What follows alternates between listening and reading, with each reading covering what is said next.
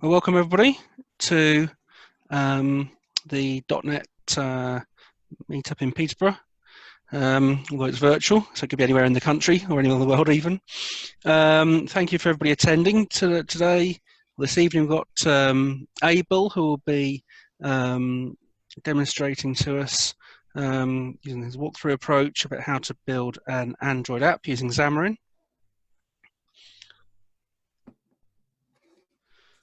So the general agenda, kind of kick things off now at 7:10. I'll go through, there's a few things I need to go through, just a formality really,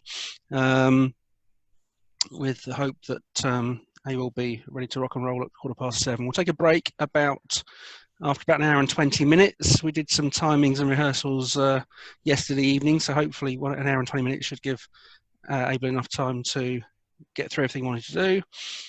We'll reconvene at 8:45, go through a demonstration of the app, and then any questions and answers following that, and with an aim to close around about 9 PM. If it goes a little bit over, then it might go a little bit over.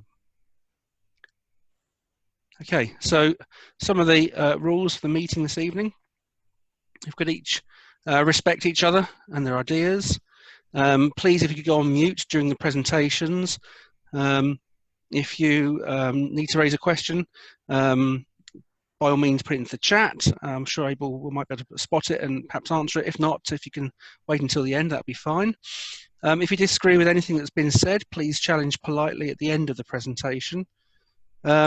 These meetings aren't necessarily for recruitment purposes. I've got zero tolerance towards discrimination of any kind. Also, zero tolerance towards any violent, dangerous, or criminal behaviour. And just to repeat that this evening's meetup will be recorded. Unless anybody's got any strong objections to it, that'll be fine. Okay, so way back when we started the .NET meetups, well over 18 months ago now, we came up with a list of suggested topic areas. So I've still got F# to cover, Signal R, Visual Studio 2019, although it's been out for quite a while now. Command line tools, obviously .NET 5 has been released a week ago, or there or thereabouts, along with C#9. So if anybody would like to catch up with me afterwards with any topics I'd like to present, or even the ones listed here, please, that'd be great. Or even drop a note onto the meetup.com website for the .NET Peterborough meetup. Thank you. All right, thanks everyone for joining this presentation, building Android app with Xamarin, a walkthrough approach. This particular section is actually a follow-up of the previous presentations, which I did a while ago, where we cover some of the basics of Xamarin Android.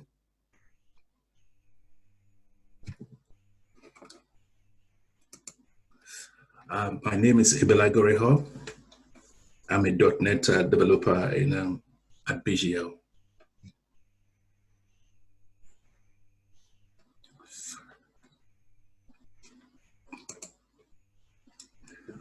So the objective of this presentation, we're going to be creating a Xamarin project.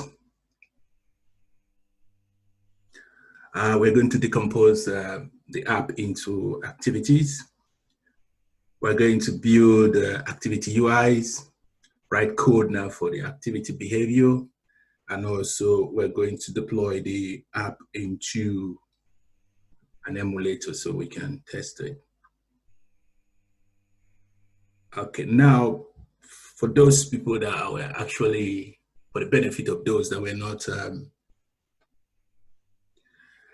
they were not available in our last presentation, I would like to do a quick run through of what we went through in the last presentation, so you people can be up to speed before we start looking at building the Xamarin Android app. And if you have any questions as I'm going through the various slides, please you are free to interrupt me and ask your questions. Okay, so an overview. Xamarin is actually a platform developed by Microsoft. It enables developers now to be able to develop apps targeting native Android platform and also iOS. Because of the popularity of the Android apps and also iOS, most developers, they were actually being cut off from this platform. So especially because these developers, they're actually C# developers. So for Microsoft now to be able now to attract and also to give some of the C# developers some level of confidence in the mobile platform, they decide now to acquire Xamarin and integrate it into the .NET, Visual Studio.NET. Some of the benefit of Xamarin for developers is that it actually provides a complete solution for building a mobile app. With Xamarin, you'll be able now to target the Android platform. When I mean Android platform is you'll be able to use Xamarin to develop a native Android applications that will have the same look and feel. You can do also for iOS and also for Windows. With Xamarin also, you have the ability now to do your UI testing using Test Cloud. Sorry.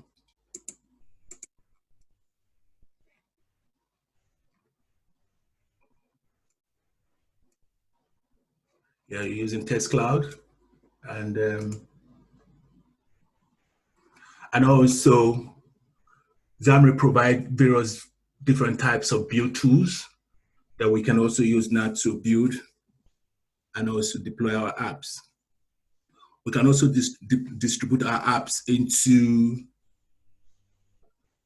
a repository where they can be tested using OK apps, and also we can monitor the performances of our apps,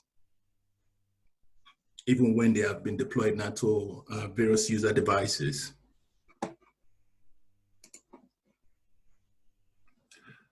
So what is actually Xamarin Android app?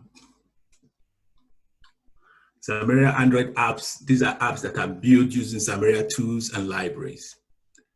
The UI is actually built from an XML wrapper around the native Android views. The codes are written in C#, and development can be done using Visual Studio for Windows or for Mac.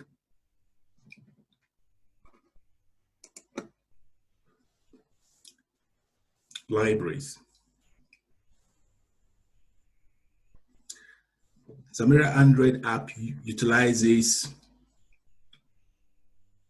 classes now from 3 libraries.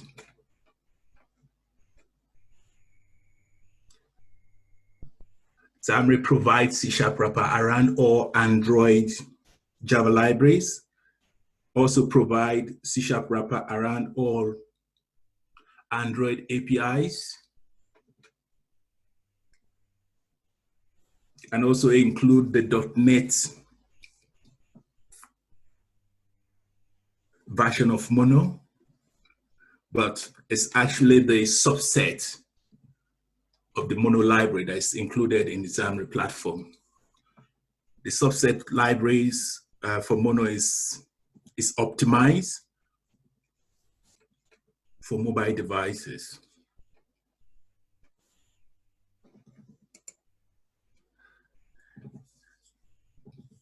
Xamarin also provides or gives us the flexibility or ability to be able to use third-party libraries, third-party Java libraries, by providing a binding library project that we can use now to incorporate Java libraries into our projects.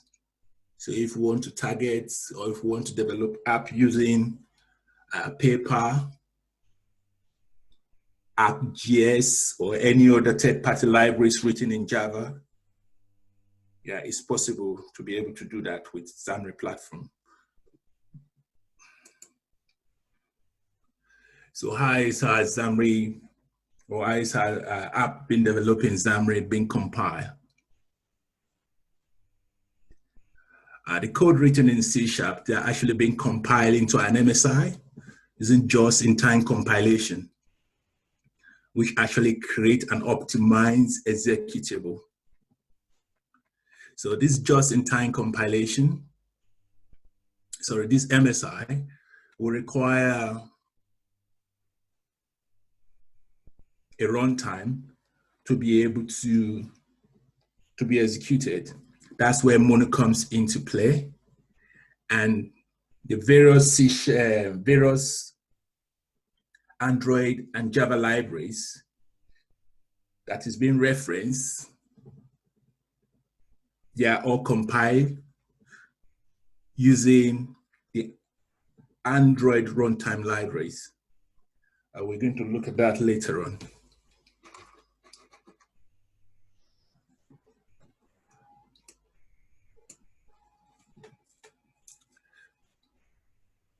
So this is just more like a typical diagram, just showing how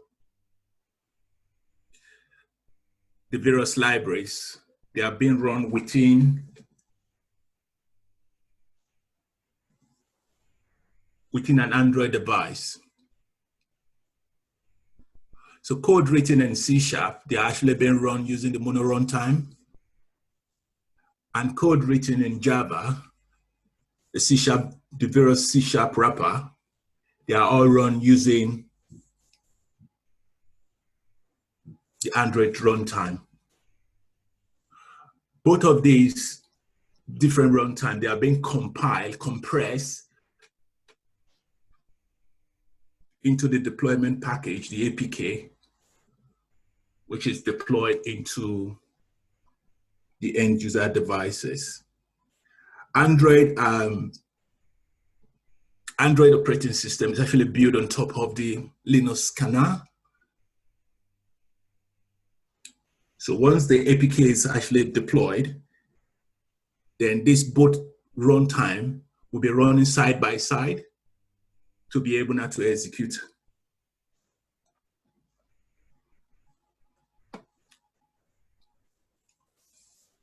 The app. Xamarin Android supports different types of devices.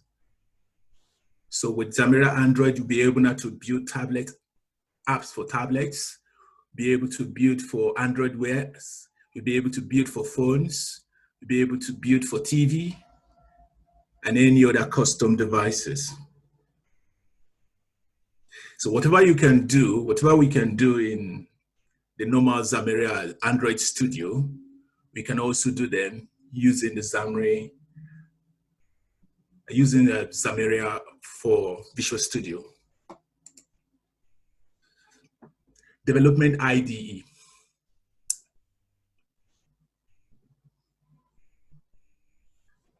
Xamarin Android is actually supported by Visual Studio on Windows or Visual Studio for Mac. So it all depends on you. If you are interested in developing in Visual Studio for Windows, then the support is available. If you are going for Mac, it's also available. So we have Xamarin Android support in both IDE. Then the latest of Visual Studio now is now Visual Studio 2019. and is actually fully supporting, Xamarin Android is fully supported by it. Development features. Visual Studio provides templates, Xamarin Android templates.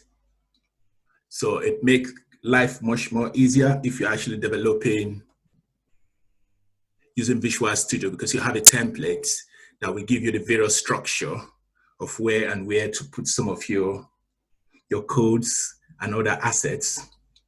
Visual Studio also provides a UI designer. So with the UI designer, you'll be able now to design your UI, design your interface. The UI designer also enable you now to be able to see not just the visual side of it, you'll be able to also now to see the code side of the UI. And also, the Visual Studio also provides an emulator for testing purposes. So there's templates, there's UI designer, there's an emulator, and also there are some other beautiful features as well. This is just a typical structure of a Xamarin project. Xamarin project consists of a resources folder, assets folder. We have the sections for the codes, and also have the resource designer. These are just the important folders, and I decided to just emphasize more on them. But when we get to where we start looking at the codes, we'll be able to understand these sections more properly. The resource folder consists of a drawable, layout, and values. The drawable folder is where we can store our images, icons, and other resource files. The layout folder is where we store our UIs, where we store our UI files in form of XML. And also the values folder contain constants, application-wide constants that we can use now to control the look and feel, and also to control how our workflow, the codes are being executed. Within this folder, we have the color. So the color is actually a resource file that contains different hexadecimal constants, right, that we can apply now to change, as I said, the look and feel of our application. We also have the dimension files, which contain constants, which enable us now to pads and also to add margins to our various UI elements. We also have the style folder, the style files, which contains predefined styles, which we can apply now to our various UI elements. And also we have strings, which we contain various name constants or descriptions. We have the assets folder. The assets folder contains videos. It can contain videos, different content types like images as well, and also audio files. We can have them there. And also the code folder, although there's no code folder because the code is actually, we can actually write the code within the roots of the project, but for clarity, you can decide not to place these various codes into a folder. We also have the resource designer. The resource designer is actually created and maintained by the Xamarin Android. The resource designer contains a unique ID for every resources that is added now to the resource directory. This enables us now to be able now to reference various resources using that unique ID across the application. At this point, I want to ask, is there any question?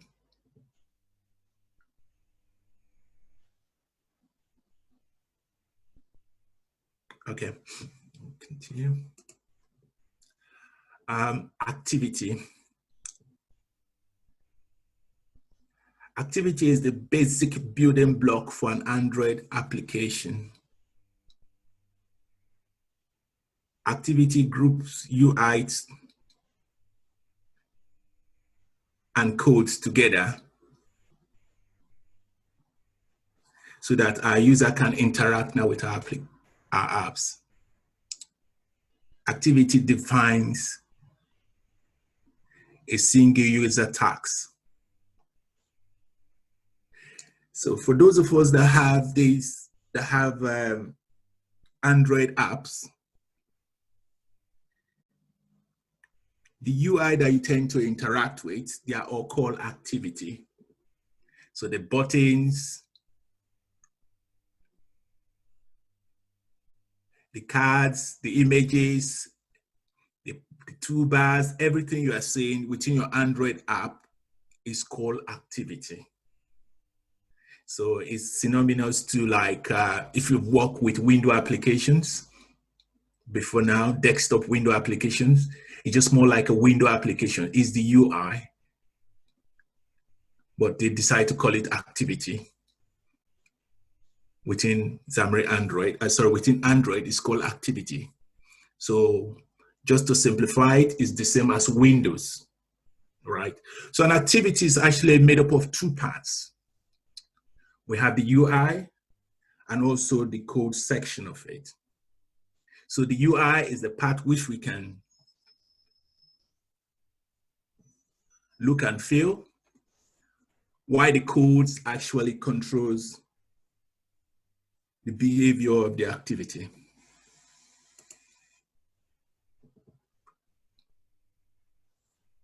Activity lifecycle. Activity lifecycle controls the behavior of the activity during its lifetime.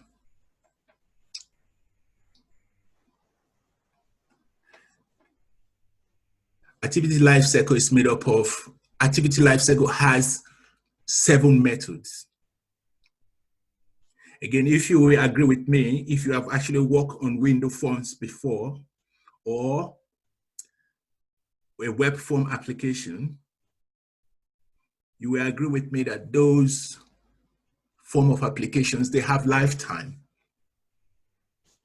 Also, it's the same thing with activities. Activities, they have their lifetime. The lifetime controls when the activity starts, what happened during when the activity is being interacted with, and also what happened when the activity is being destroyed. The first activity that's been fired or bootstrapped, which actually boots the application, is called the onCreate. So the onCreate, within the onCreate, the activity is being created, and also it creates room if you may need to initialize any of your codes within the activity, you'll be able to do them within the onCreate method. The onCreate method follows the onState method follows the onCreate. The onState is when the activity is beginning to be visible. When the user begins to see the activity coming up, that's when the onCreate is being fired. The on resume is when the activity is being interacted with. When the user start interacting with the apps, that's when the on resume is being fired. So if you boot up any of this Android app, when you start interacting with it, you start keying, you start pressing it like a WhatsApp application, you're actually doing it under the on resume method. And if you decide now to move now from one activity to another, you decide to move from one screen to another, the previous screen will be paused. That's when the on pause method will be fired. And if you decide to go back to it again, the on resume will be fired. So you can start interacting with the application, the app. When you decide to move out now from the activity, the UI, for a very long time, and this UI is no longer visible, the on stop will be fired. And if you decide to go back again, the on restart will be fired. It will wake up the activity, bring the activity back to life, and go straight again now to the on start and continue now to the on resume where you can now interact with it. The on destroy is fired when the activity is no longer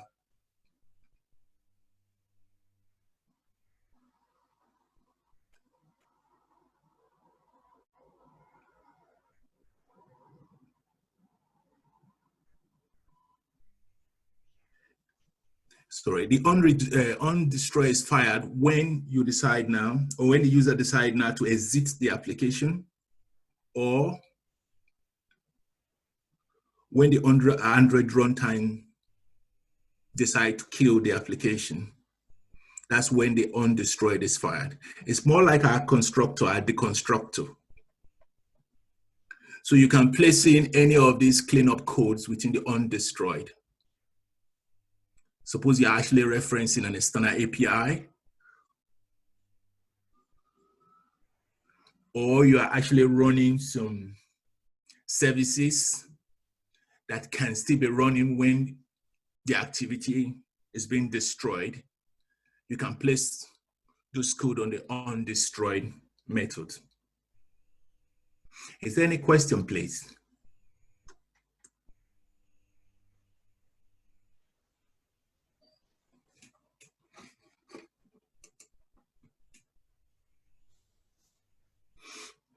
Our demo. To understand how a typical Xamarin Android app works, we are going to explore a sample movie apps that uses Recycler View to display a large collection of movies and display the details of that movie. The app data source is a RESTful API. So the app is actually using a RESTful API endpoint to fetch a JSON file that will be transformed into a C# collection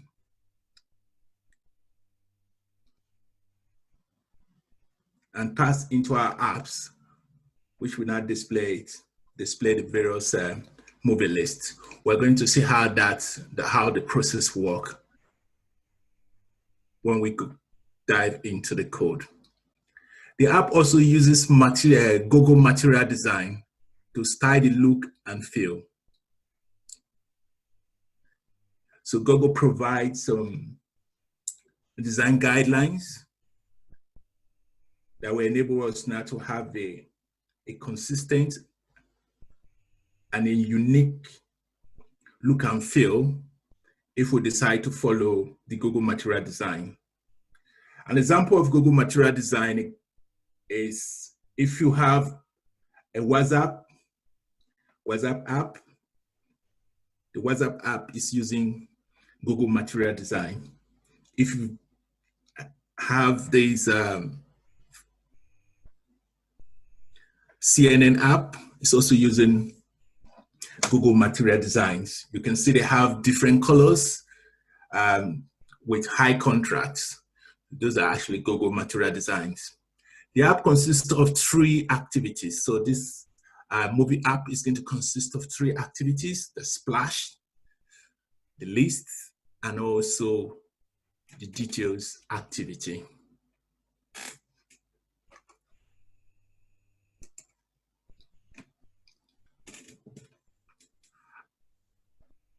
App project structure.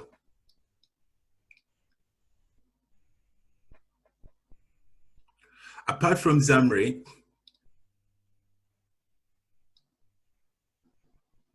creating a template, whenever you want to create a Xamarin app, it creates an initial template for you. We can also add different projects into the solution. So we have that flexibility. We have the flexibility for you now to design, to add any projects and also libraries into your app. For this particular app, I decided to design it this way.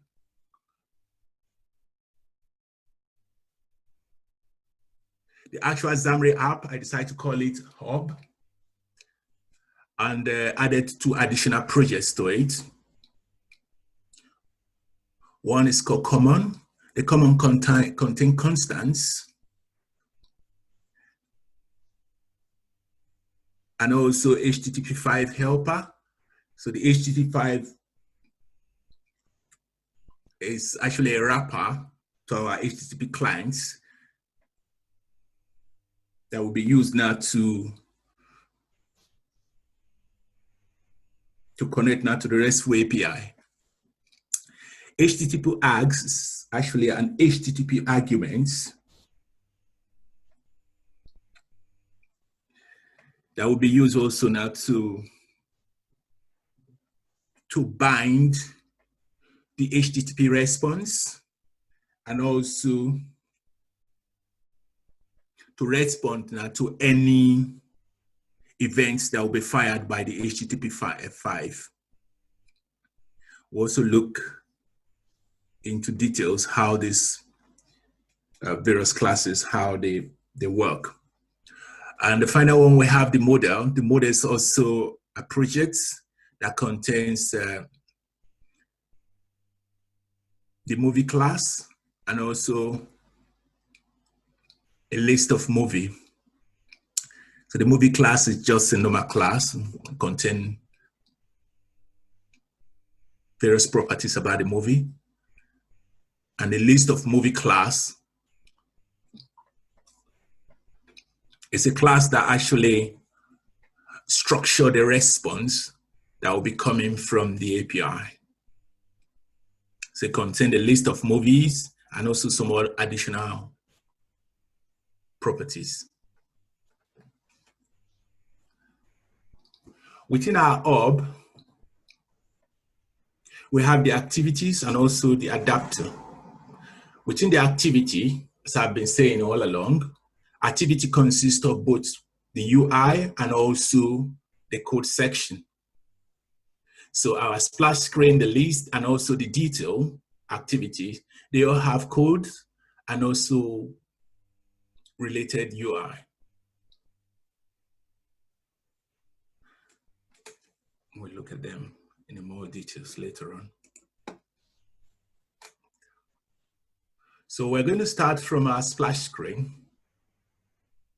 What I'm going to do is I'll just run through these 3 screens.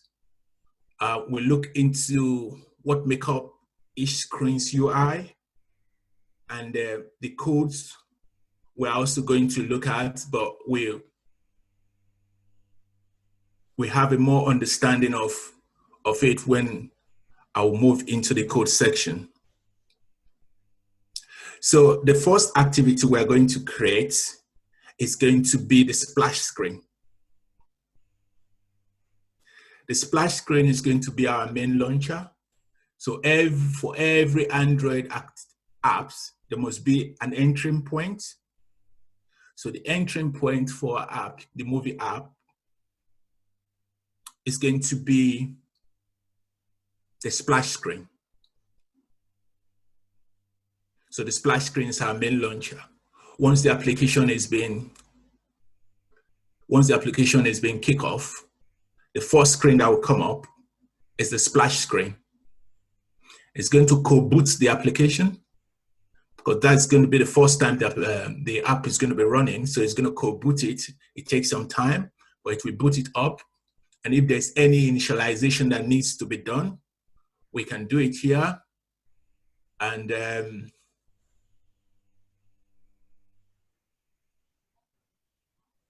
the splash screen will also display the brand logo.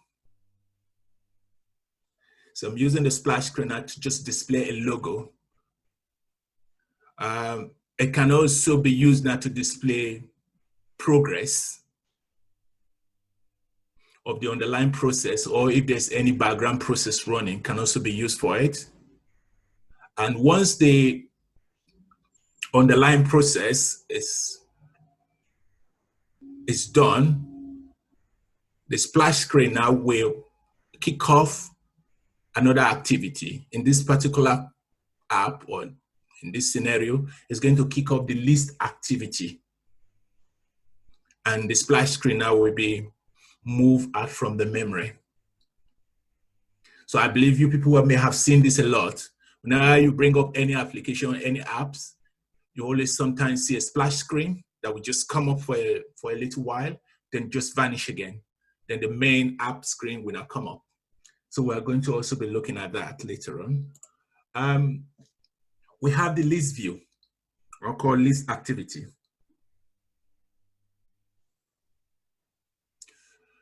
The list activity, again, is using the same pattern. We have the UI and the codes, but this time around we have a lot in it. We have the initialization within the code, which initialize the UI elements like the toolbars, the progress bar, and also the recycler view. And also, again, the API. The API that is going to call the RESTful endpoint and fire what is called, fire the on success if the call is successful, and pass the result to what is called an adapter before it's being displayed now to our UI. The UI is actually, for the list view, consists of a linear layout, app bars and recycler. These are some of the UI elements which we are going to look into once I start going into the code section. We also have the final activity, which is called the detail activity. It's using almost the same, using the same pattern as well, UI and codes. So within the code, it initializes again the toolbars, the progress bar, and also the various UI elements. So UI elements, we can also access them programmatically. So whenever I'm saying that it's being initialized and initialize the UI views, means it's actually referencing the UI elements within our view and initialize them programmatically. And also within this initialization process for this activity, we also have the API that will make a call now to the detailed view of the movie. And if the call is successful, it's going to fire the on success. And the on success is going to contain the response coming from the API, which will now populate our UI elements. This type of scenario, this type of workflow, if you have been going through some few e-commerce websites, apps, or if you have gone through some of these movie apps, you'll be able to see how the workflow work, where you'll be able to access the list of the movies, access the list of the products. And if you click any of them, it takes you now to the detailed view of it. So it's just almost the same workflow. Is there any question? Okay.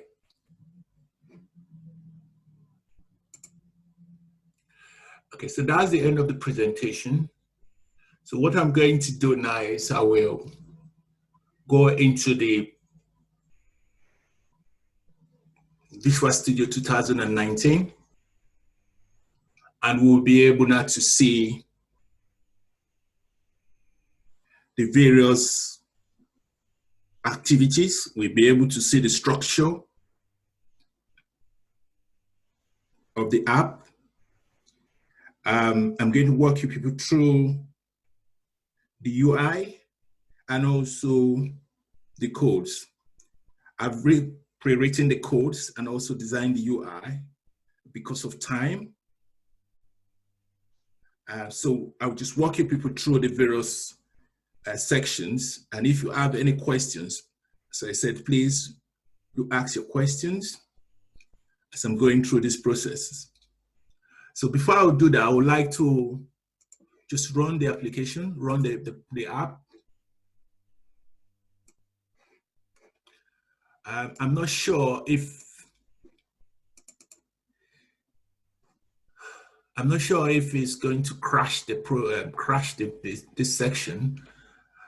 Graham, should I give it a try? Absolutely. Yeah, let's go for it. Okay, so I'm going to, because I'm actually running it already, so I'm going to just run it now. So I'm using this, my emulator. Yeah, it's working fine. So it will come up. So there's the splash screen. So the splash screen runs just for 1 second. After that, Abel, would it be okay just to share the screen with the emulator on so we can see? Are you not seeing it? It's in the presentation screen at the moment. Sorry for that. My bad. Sorry. Okay, so I'm going to run it again.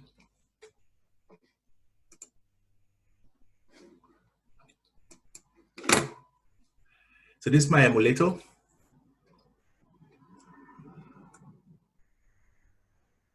So this is the splash screen, which will now load the list view. So the list view now populates the various movies. I can navigate through it. Scroll.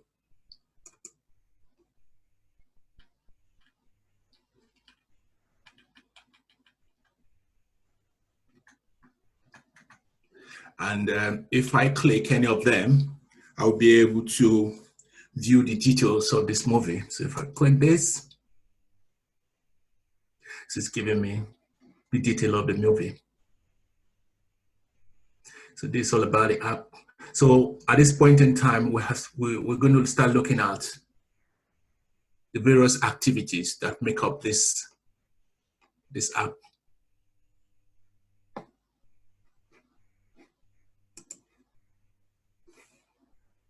Okay.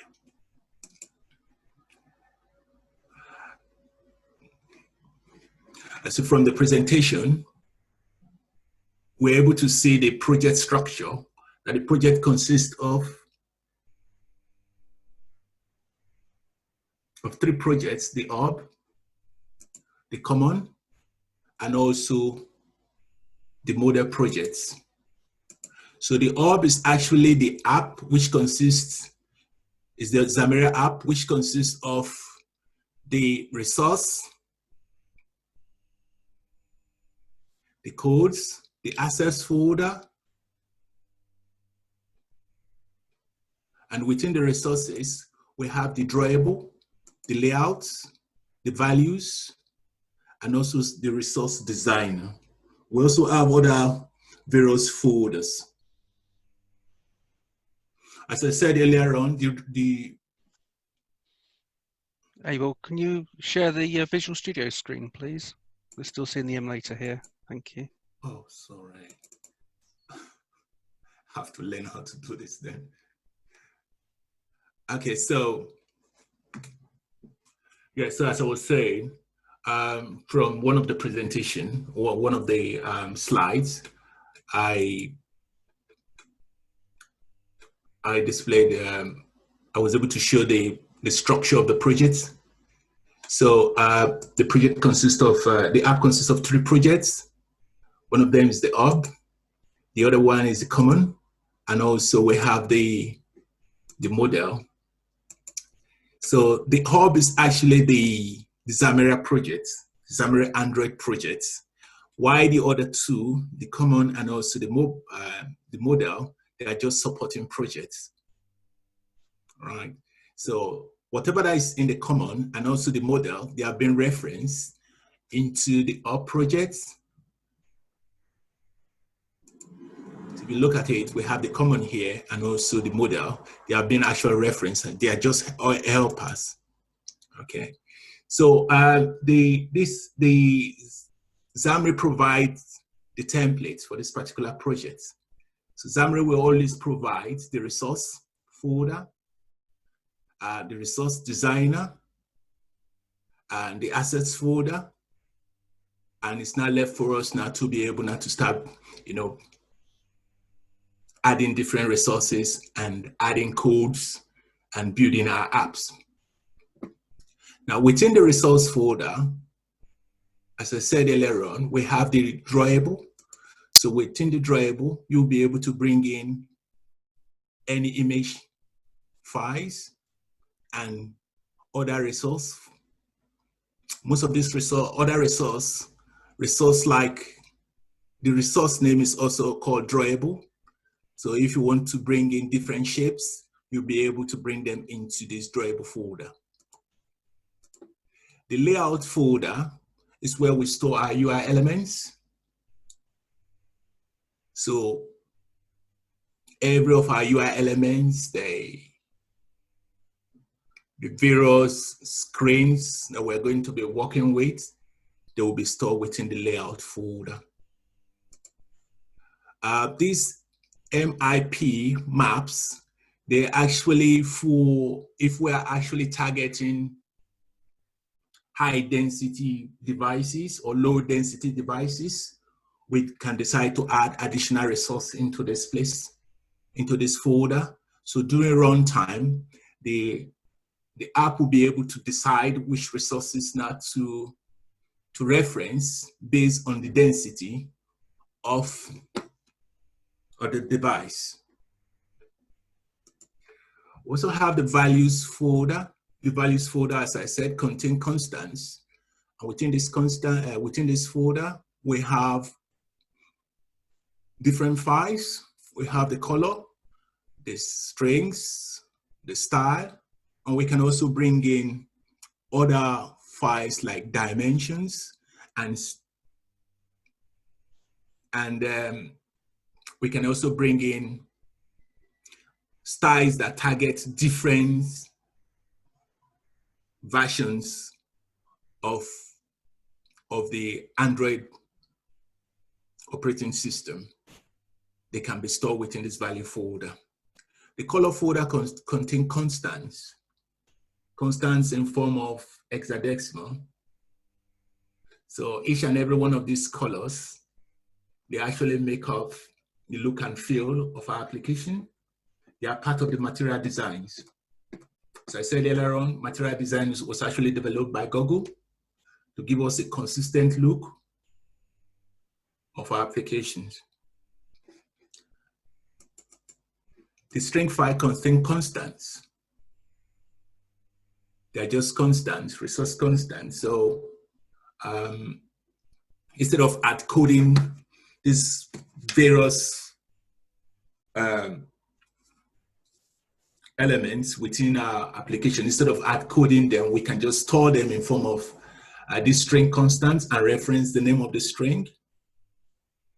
It helps us a lot in terms of, if we have to change a common string, instead of, beginning to search for the entire string and change it one at a time, we can just store them in a single place and be able to change it once, and it will affect the entire application. We also have the style folder, the style files. So the style files contains the various styles that we can apply now to our apps. As I said earlier on, we're actually using material designs. So with material designs, you will be able now to overwrite the basic material theme and put together your own preference, your own custom theme. So in this particular project, we're actually overwriting the app compact theme. So the app compact theme here is a light version of it with no action bar. And I decide now to overwrite the primary dark and the accents color. These are just some of the few that I decide to overwrite. There are a lot of them here, and each and every one of them can be applied now to any part of our UI. All right. Then we have the resource designer. So for every resources we are adding to the resource folder. So if we are going to add a new activity, add a new resource file here, a new drawable. So we are adding a new logo. The resource designer is going to automatically assign a unique ID to that logo. So we can access the logo from any part of our apps using that ID. Also, if we are going to add a new activity, the resource designer is going to automatically assign a unique ID to that activity. So the activity can be referenced from the code instead of using the activity name. Right? So this is just a typical template. This is how the template works. We have the resources, then these are the various codes. We have the assets folder, which you can bring in your assets if you want to use a custom font. If you want to bring in video files, you want to bring audio files, you can easily add them here and you'll be able now to reference them during compile or design time. Okay, so we're going to look at our first activity, which is the splash screen. As I said earlier on, activity consists of two parts, the UI and also the code. So we're going to look at the UI and also see how Xamarin provides us now with a UI designer, how we can use the inbuilt UI designer to structure or to create our UI.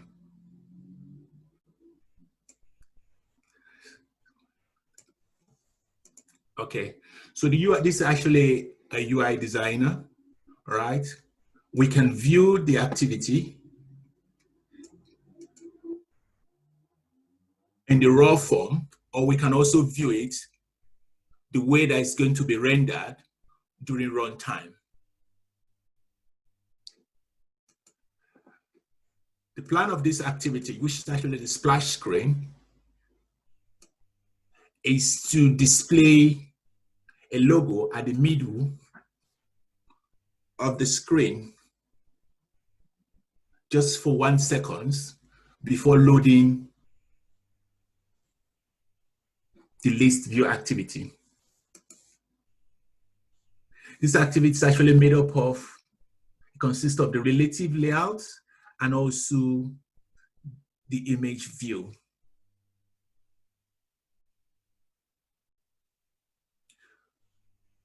Relative layout is part of an Android view, but it's a container view. Means it can contain other elements. It can contain other view in it. It's more like a container that can contain other elements, other smaller elements. It can even contain other relative layout as nested.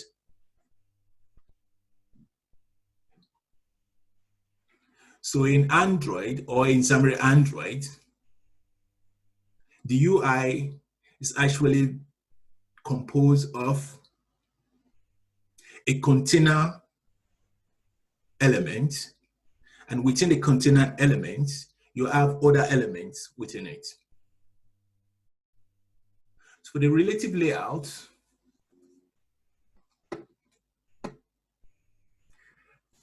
it actually positions elements within its container using a kind of relation. So a position based on relationship. So if we have another element here now, if I decide to put another image view, I can decide now to say, okay, I'm going to position the next image view in relationship with the image view, the first image view.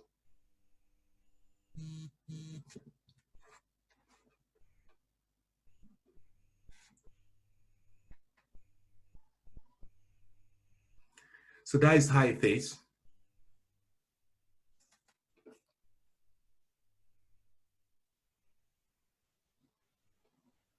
For this particular user interface, this activity, we're actually positioning the image. We want to position it. We're positioning this image in the center of this activity, and to do that, we are using the layout center appearance property. So with this, we'll be able now to center the image within the relative layout. As you can see from this designer, it's being centered.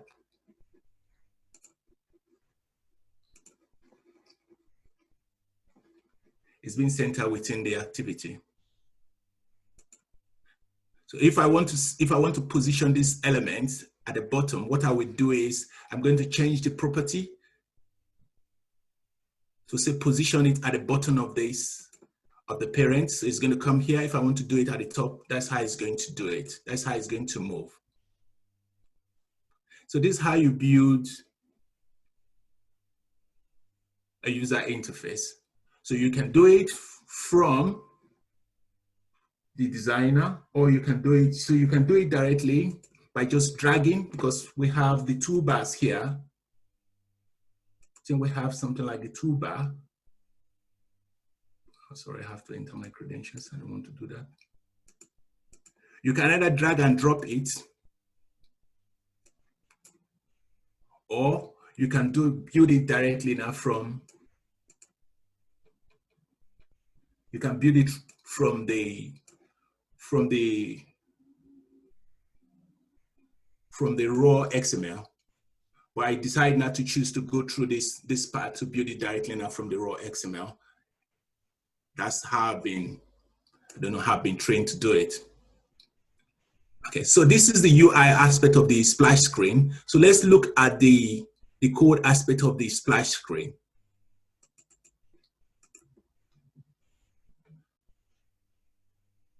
All activity must inherit or extend the app compact activity. So if you are going to call a class an activity, that class must extend or inherit the app compact activity. And also, The app must also implement the activity attributes. The activity attribute adds more information. It puts more information, tell the runtime, gives the runtime more information about the activity. This particular activity, we want this activity to be our main launcher. So within the attributes, we are saying this is our main launcher. We are setting the main launcher to true, and also no history. So once this activity runs, once it's up and running, we cannot move backward again. And it's going to be our main launcher. A main launcher, we're going to just have only one main launcher within our activity. So we can have a bunch of activity, but we have only one entering point. And also within the attribute, we also have the label where we can bring in fanciful names. Instead of just splash, we can say splash activity or give it a different name apart from the code name. And as I said earlier on, that activity has 7 life cycles. And one of the life cycles is the onCreate. So by default, if you decide, if you add an activity now to your project, the Zamira Android, we add this onCreate activity by default, but without the set content view. So we have the onCreate, and the onCreate takes in the bundle. Within the bundle, we have the save instance state, which is a variable. So if our activity had been alive before, and somehow it went into the background, or the activity got stopped, and we decide not to call back that activity, we can decide to check for the states here. So what the state does is it tends to save the states of the activity before the activity is being sent to the background or before the activity stops. So if you want to access the states information of the activity before the activity was, you want to access the state of the activity, the previous state of the activity, you can use this save instance state variable to check for it. And also, if you look here, we are saying we have the set content view. Remember, I was saying something that activity is made up of 2 forms, the UI and also the codes. In order to create the relationship, in order to bind the UI, this UI aspect, this UI to the code during runtime, we have to use the set content view. So the set content view binds the UI to the code during runtime.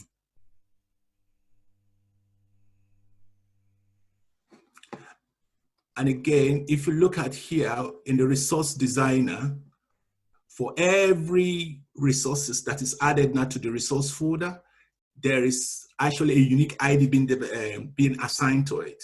So our splash screen, this splash activity here, the splash activity, a unique ID is being assigned to it. So if you look at here, you see this is a unique ID that's assigned to it. So we can use that unique ID now to reference this splash XML. So and during runtime, it's going to bind it to it and display the activity.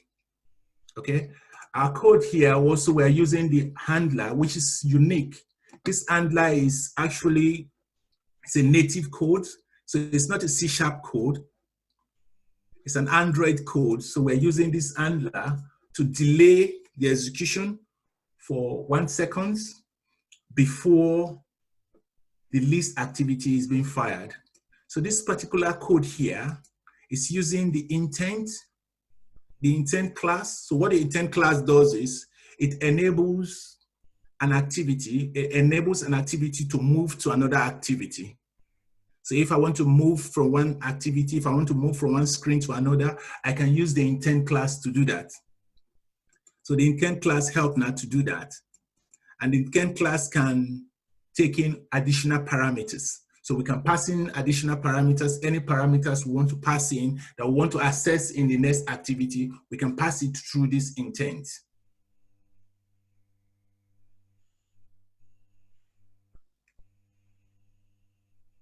Is there any question?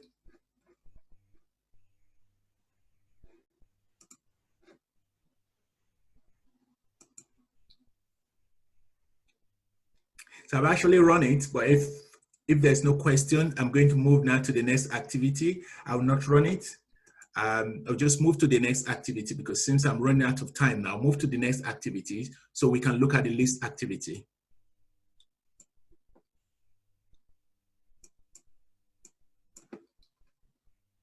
So the next activity is the list activity, which is quite large. We're going to start from the code side of things. Then before we start looking at the UI, because it's the big one of the three activity. So as I said earlier on, all activity, if it wants to be called activity, must extend or inherit from the app activity.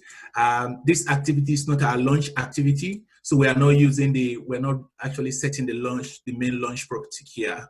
It's just a normal activity, it's not a launch activity, all right? And within this activity, we want to like initialize the UI elements. So we can create UI elements and access them programmatically, all right? We can change their values, we can change their color, their look and feels. We can add different data, we can assign data to them during runtime. So this particular code, what it's doing here, this one here is the initialization. If you look at the presentation, the presentation on the list view, you will see that we're actually initializing UI elements and also calling an API. So we're actually doing this within our onCreate method. I've actually explained what the onCreate method is and how we can use the setContent view to bind the UI activity. So our UI activity here is called the movie layout, and we're going to look at that later on. And within our movie layout, we have the toolbars, right? The toolbar, if you can, let me just bring this up. I'm going to share my screen again. So the toolbar is this, where you can see this movie is called the toolbar. So we're going to initialize it. We just initialize the toolbars and also the progress bar, the progress that will indicate that, look, we've actually made an API call and the call is in progress. We are going to initialize it. And also we are going to initialize the recycler view. So the recycler view is actually the container that will enable us now to display the list of this movie. Now we're going to also initialize it. Where's the code? Okay, so that's it. So this is the toolbar, the code for the toolbar, the progress bar, and also the recycler view. The recycler view, as I said, is actually a container that will enable us now to display the list of those movies. So this is the API call using the HTTP5, right? The API is actually, it's a custom build. It's a custom build API that takes a generic a class. It takes in a generic model, all right? And make an async call to the REST API endpoints. And if the REST API endpoint is successful, it's going to fire the unsuccess, right? Which is actually, it's a listener. It's an event listener. It's going to fire the unsuccess and it's going to process the response, or it's going to fire the on error, which is also going to process the response as well, right? Yeah, but one thing which I want to emphasize here is whenever you start an activity, all right, the runtime assigns a process to it. And this process is actually the main thread. And within the Android runtime, or has been specified, it's only the main thread that can access the UI elements. So every UI element, the buttons, the switch, the checkboxes, they can only be accessed when you are running within the context of the UI thread, or you are running within the contents of the main thread. But if you are running within a delegate, a secondary thread, you will not be able to access UI elements. It's always advisable that when you are making an input and output call, a call that will take a long time now to complete, a call that will take a long time to be processed, it's advisable you delegate that call to a separate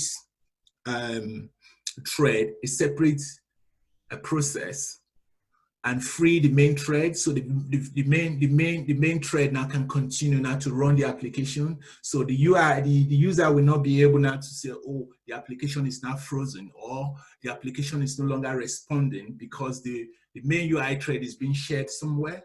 So it's always advisable that whenever you want to make a long running call, you delegate it now to a secondary thread, and the main UI thread will continue to work.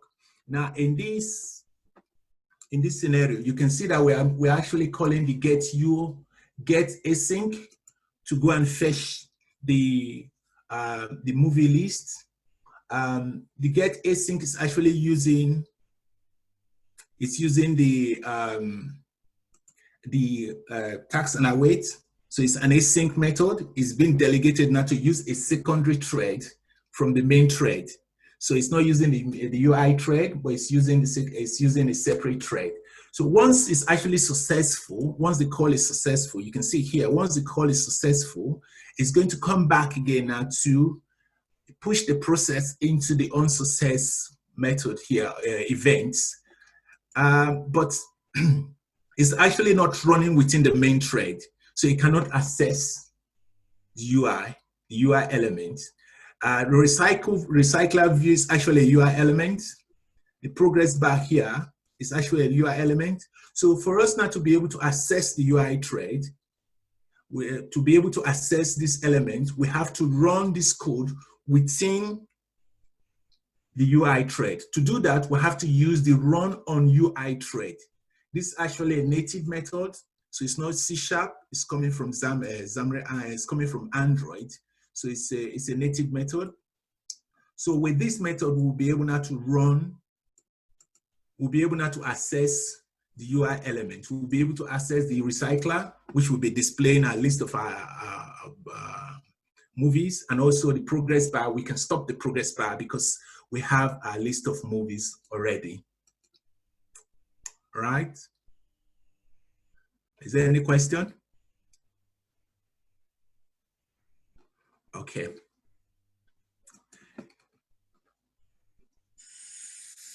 So we just have only 10 minutes. There's one more thing I would like to say here is we have what is called an adapter. An adapter. So the recycler view cannot render our movie collections.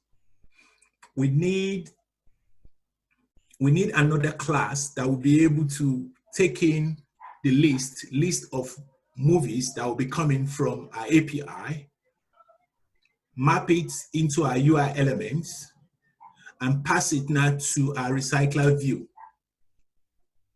In order to do that, we make use of what is called an adapter. So an adapter is just standing like as a bridge between the data source and also our recycler view. Our recycler view is just a normal list that displays multiple records. That's what the recycler view is all about.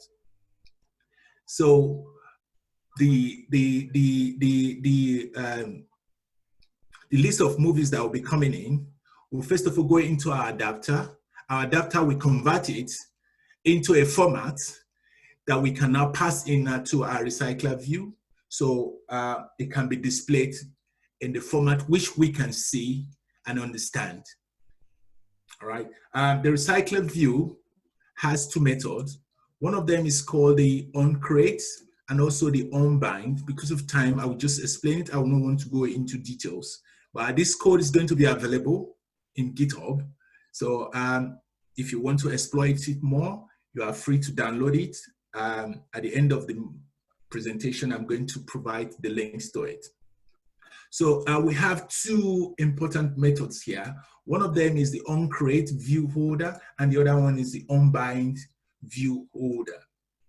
So the onCreate view holder, we take in each row of the list, each row of the list of movies, all right, in form of an XML, deserialize it into a generic object, all right, and pass it into the onBind view holder. So within the onBind view holder, we can now begin to map the actual data into the elements. So we have the title, we have the year, we have the type. This particular method enables us now to bind the raw data to our UI elements. Okay, so it's quite an interesting process, but I don't think that with the time I have left, I'll be able to go into much details about it. Okay, and one more interesting feature here is that within the onBind method, there is actually an event handler here, which is a delegate, all right, that will create an event listener. With this listener, we'll be able to sense the event ID and also the title to our calling method. So let me go back here again. So this is our movie adapter. It's actually exposing the on-click events. So once the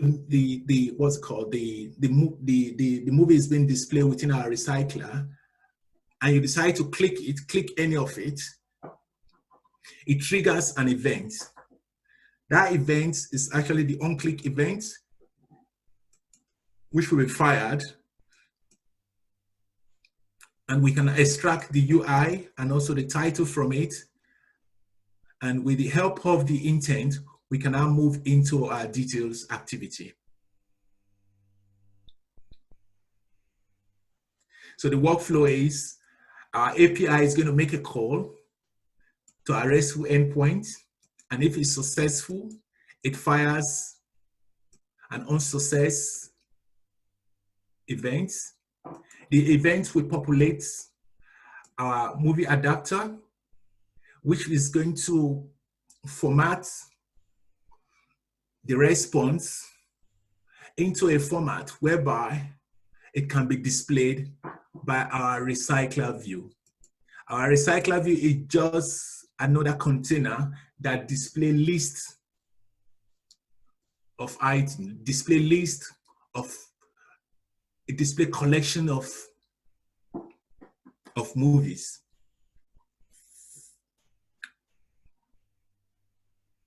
Is that right? Okay, so we are going to move now to the detail activity. As I said earlier on, the movie adapter exposes the on-click event. So if a user clicks any of those movies, it fires this on-click event, right? Which send in the movie ID, the title, And with the help of the intent, it will now navigate or move now to our detail activity. So we are going to move into our detail activity by passing in two parameters, the ID and also the title of the movie.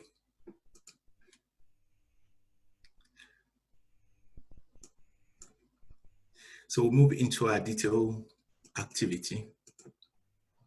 So this is our detail activity. As I always say, activity consists of the the UI and also the code sections. So this is the UI element of our activity. It consists of the toolbars, app bars, toolbars, and also a card. So the card will enable us now to have a very fanciful, an ovoid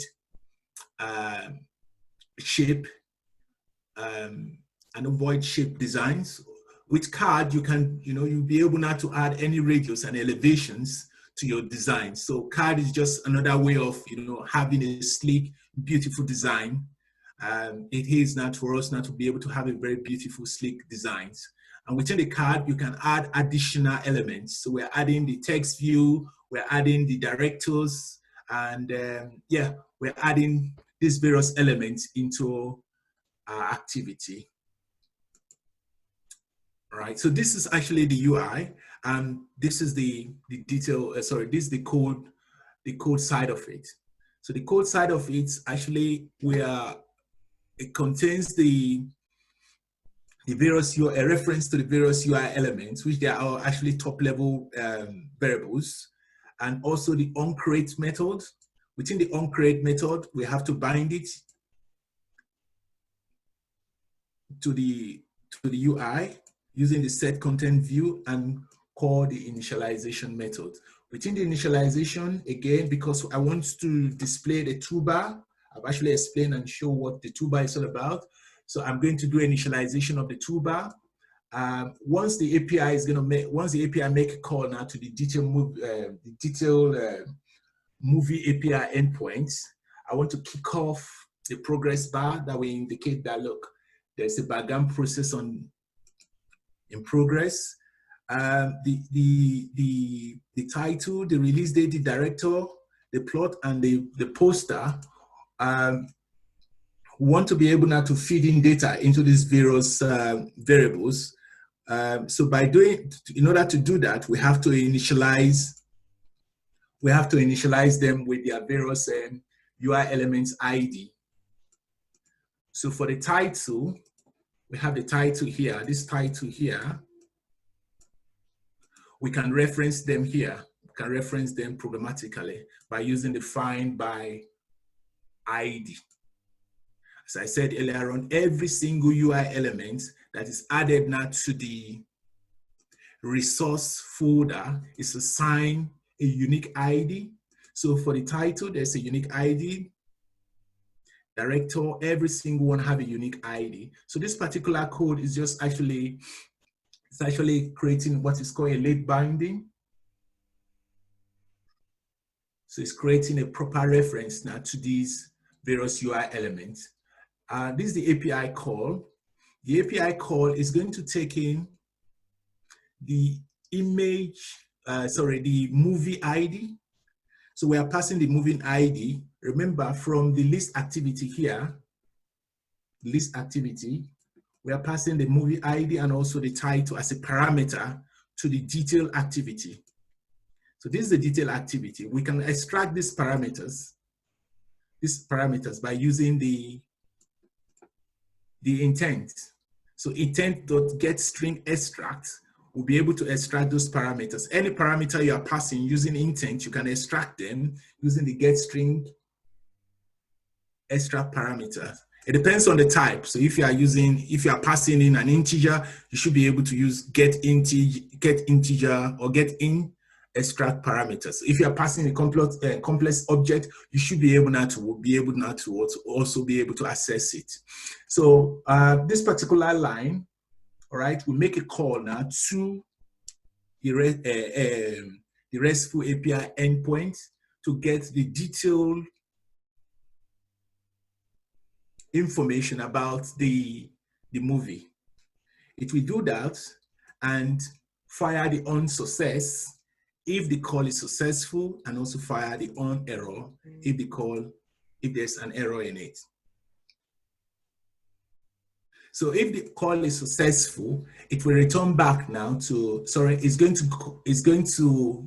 call back the on success, where the response now will be processed within the UI thread. So the response that will be coming back now from our API call, we come through this process, and we can now run it through the UI, within the UI thread. We cannot run it out of the UI thread because this is actually a delegate. It's using a different thread. And once on success is successful, then it call this particular method, which we can now run this code within the UI thread with the help of this native method. So I think that should be it. And if I need to run it again, so we can just see it.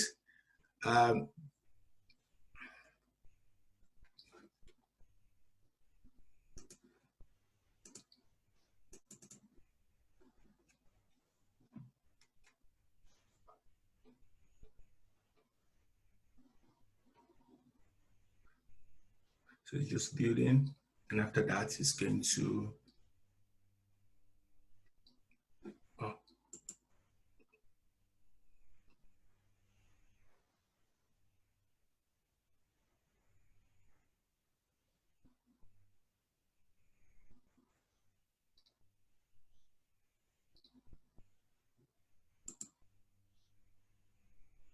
so that's it.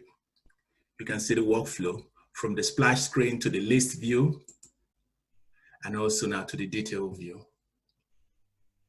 I think that should be it for now. Graham, is it time for break? Yeah, that was good, Abel. I think we'll take a 10-minute break, and then if people have got questions or if there's a little bit more you'd like to go into, Abel, that'd be fine. Okay. I'll pause the recording as well. We can pause for 10 minutes or so. Okay. Okay. Thanks very much. Thank you.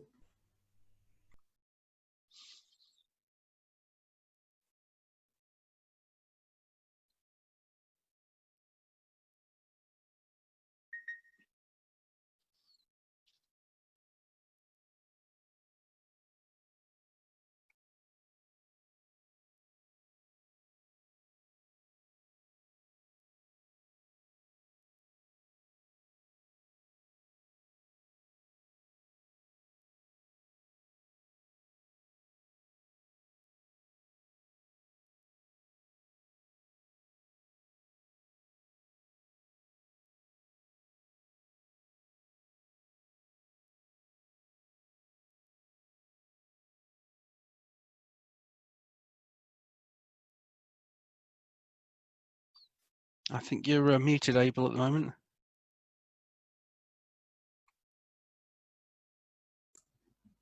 Sorry. So what I was asking is any question?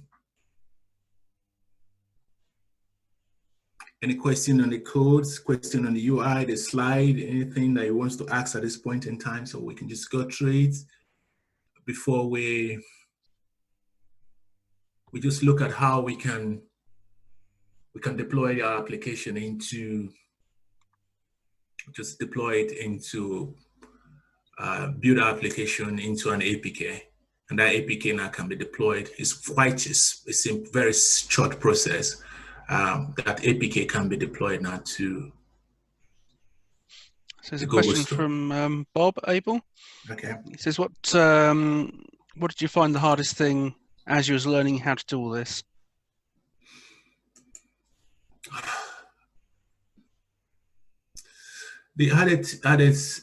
What's actually difficult initially is understanding the native codes.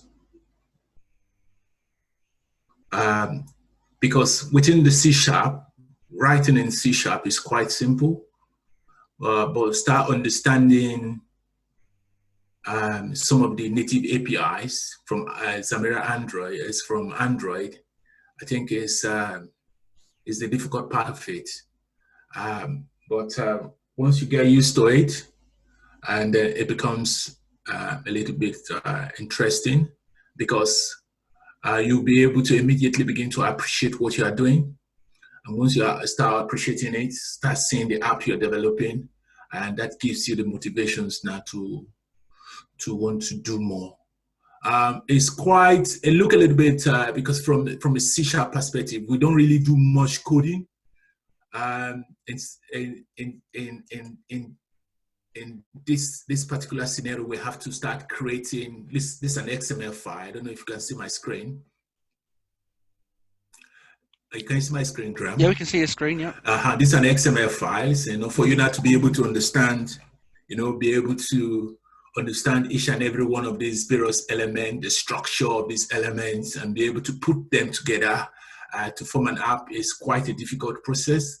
But it's something that once you are into it and you persist, you continue to do it, sure, you'll be able now to start achieving a lot.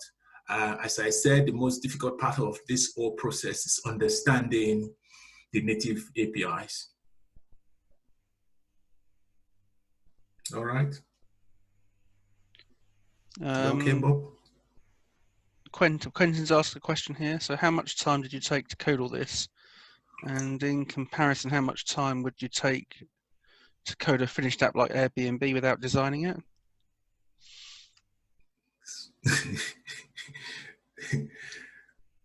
Okay, so this code you are saying, I did not actually, for this particular section, I did not develop any single line of this code. This code was developing in the previous sections. I developed it,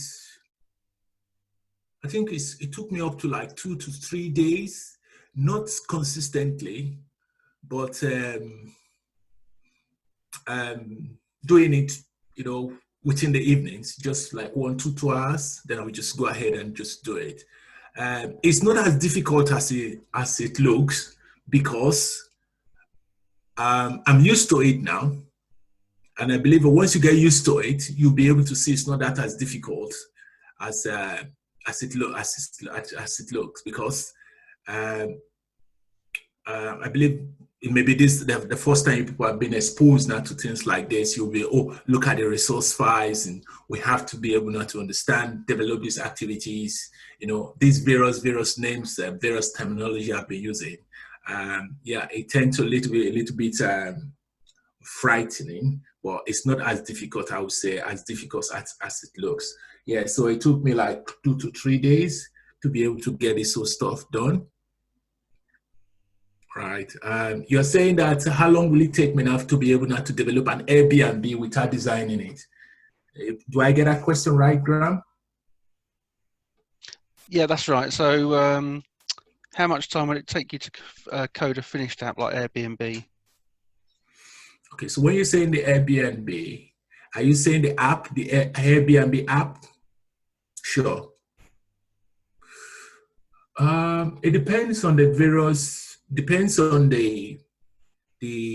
one is the workflow, 2, the requirements. So if we have a lot of activity, like I've not actually I've not seen the Airbnb, right? So I would just want to assume how it's going to look like, because it's something to do with hotels. So people will be able to search the app, and if what they are looking for, the reservations they are looking for is available, they'll be able to drill down, and from there they can book for it. So we may be looking at, from a user perspective, from a user scenario, we may be looking at close to like 5 to 6 activities that the user need to drive through before they can make a booking. Now, if you have the APIs available, right, you have the various APIs available, then it won't take much time now to be able to do. With a complete dedication, a full time, within 1 to 2 weeks, one should be able now to run through it using Zamira Android.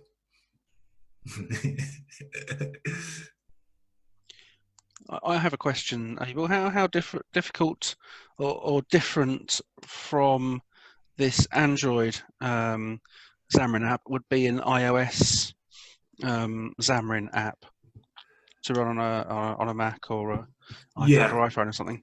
yeah, it depends on the syntax, right? As I said to you, the complexity of this is for you not to be, how do you understand the native classes, the SDK that is being provided? That's what you need to first of all understand before you can use them. So the syntax of Objective-C, because that's what you are going to be using, is quite different from Android. Android is written using Java, and Java is very close to C#. So we can work with it. But Objective-C is quite different. So the syntax is different. I would say iOS is more complex. It's more complex in terms of the code side of it, the activity side of it, the code side of the activity. But in terms of the UI is going to be almost the same.